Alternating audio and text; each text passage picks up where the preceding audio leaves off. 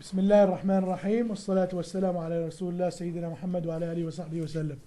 We're going to start by تفسير سورة التكاثر بإذن الله. سورة التكاثر start by Allah subhanahu wa ta'ala saying ألهاكم التكاثر ألهاكم التكاثر, and it's a blame and it's a warning to the human. Allah subhanahu wa ta'ala is saying that you human got busy adding money, making babies and trying to increase the number of your family and your tribe and all that, versus getting busy in Allah subhanahu wa ta'ala's worship. So human in general, most of our life, what we worry about, making our families bigger, add number, and making our pockets thicker, right? We want more money. Why do we want more money? Because money makes life a bit easier, so we tend to focus too much on it versus focusing on worshipping Allah subhanahu wa ta'ala. So Allah subhanahu wa ta'ala in this ayah is telling us, you have wasted most of your time, most of your life on making money and saving it and adding numbers to your family instead of worshipping Allah subhanahu wa ta'ala. So it's like a reminder, it's like a warning. Allah subhanahu wa ta'ala is telling us, wake up, stop doing that, right? So we need to be aware that in life, that it's not about money, it's not about fun, it's not about properties and possessions, it's not about, how big is your family or how many cousins you have or how many siblings you have. It's about how much good deeds are you collecting, how many hasanats are you adding to your life and yourself, and how many bad deeds are you avoiding, right? That's what we care about as Muslim, instead of focusing on material, right? A lot of us, especially children, they focus about how many toys they have. I have so many toys, my room is so full that I can't even open the door, right? Because the parents tend to focus too much on trying to please their children in a materialistic fashion, right? They focus too much on buying them their happiness, supposedly.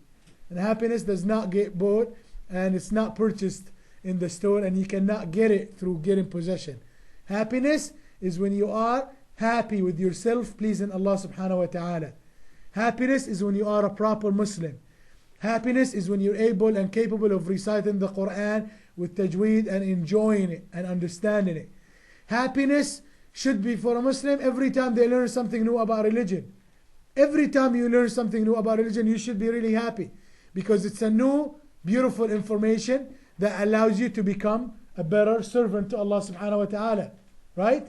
So we need to make sure that we're not busy looking for money, looking for toys, looking for fun, looking for possession. We should be busy trying to add good deeds to our life. حتى زرتم المقابر.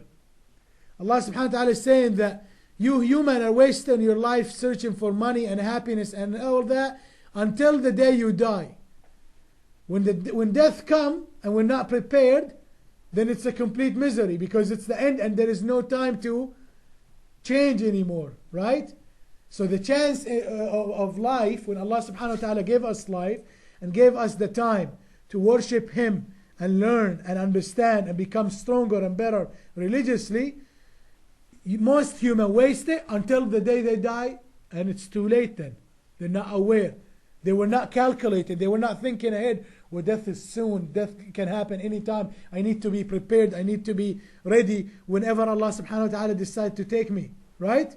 So we have to be aware of that. Should we fear death and be terrified and decide to stay home and not go anywhere thinking that we can outrun death? That will never help, will it? Right? Allah subhanahu wa ta'ala said once in the Quran, أينما تكونوا يدرككم الموت ولو كنتم في بروج مشيدة. Wherever you are, death will reach you, even if you are at a high peak, high mountain or a high building, skyscraper, thinking that if you're up there you can hide from death. No. Right? So death should not frighten us to the point where we can't function normally, but it should always be in the back of our head, so we know that we always have to be aware that death can come at any second, and we have to be good, proper Muslim. So when death decides to come, according to Allah subhanahu wa ta'ala's will, then we are ready. And by the power of Allah subhanahu wa ta'ala, we will have lots of good deeds so we can get the mercy of Allah subhanahu wa ta'ala and end up in Jannah. طيب. كلا سوف تعلمون. Allah subhanahu wa ta'ala here is telling us not to work too much to make the most money and to get the most possession. This is again a second warning in the same surah. He's telling us don't do that, right? Because you will find out the result, and you will find out the consequences, and you will find out that in the day of judgment you will be judged for everything you've done in this life. So be aware of that fact, and be aware of that warning of Allah subhanahu wa ta'ala, so you can avoid the horrible punishment of Jahannam and the punishment in Adab al-Qabr. Right? How do you avoid that? By adding to your good deeds as much as you can. Every day do your best to do a lot.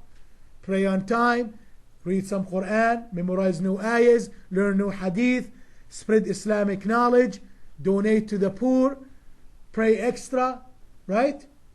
Do extra fasting when you're able. Do Taraweeh in Ramadan.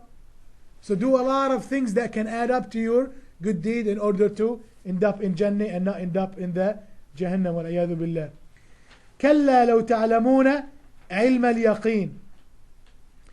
If you only knew that fact and you were always aware of it, throughout your life, it will prevent you from committing lots of sins.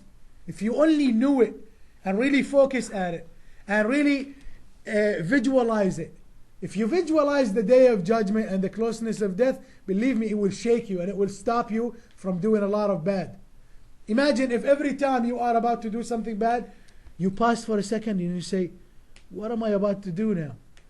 I'm going to do this, and Allah subhanahu wa ta'ala is watching me and I will be punished for it. What if I die that moment? Then what?